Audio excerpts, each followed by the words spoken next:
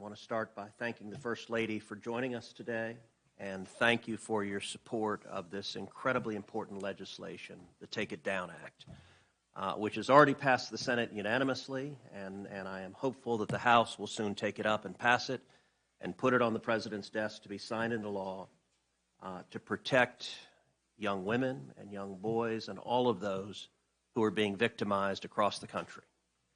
I also want to thank our brave victims and victim advocates who are here: Elliston Berry, Francesca Mani, Brandon Guffey, and Breeze Liu.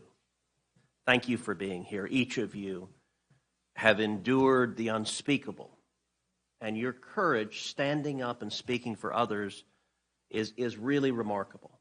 I also want to thank Stefan Turkheimer with RAIN for your advocacy and support on this issue as well. Thank you for your leadership.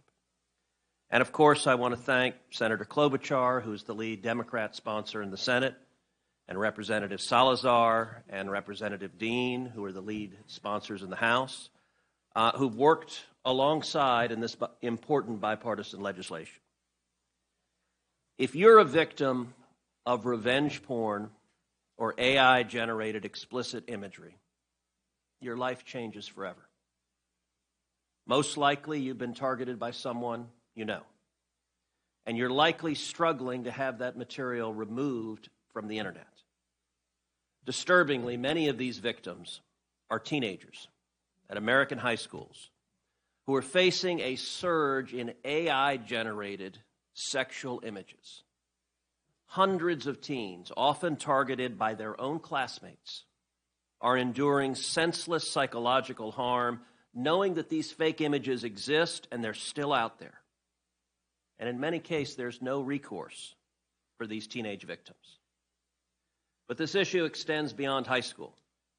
There are thousands of cases where predators have used non-consensual intimate images to extort victims, both sexually and financially. And the results can be even more traumatic than financial loss, as we'll hear today.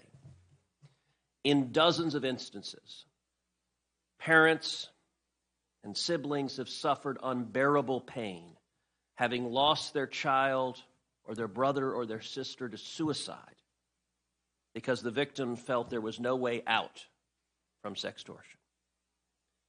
Outside of high school, many adults are also dealing with the very real and dire consequences of having their sexually explicit images shared online without their consent. I have heard from victims of sexual abuse, of rape, of human trafficking, who strongly support the Take It Down Act because they desperately want some of the most traumatic moments of their lives taken off the internet. The Take It Down Act empowers victims across the entire United States. It makes it a felony for these deviants to publish any non-consensual intimate images, including fake, lifelike pornographic images of real people.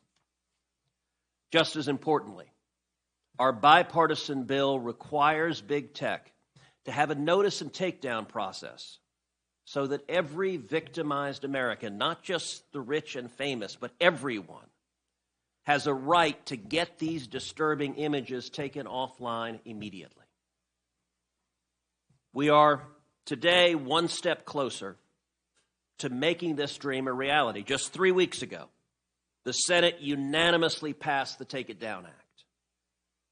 Now it goes to my House colleagues, and I have every assurance and confidence that the House will take this up, pass it, and put it on the President's desk so that we can protect the victims of these predators.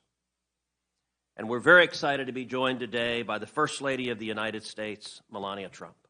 Mrs. Trump has long been a champion for protecting our nation's children with her Be Best initiative. And I can think of no more important issue for our First Lady to lean on than protecting children online. Your success will mean our children's success and healing for thousands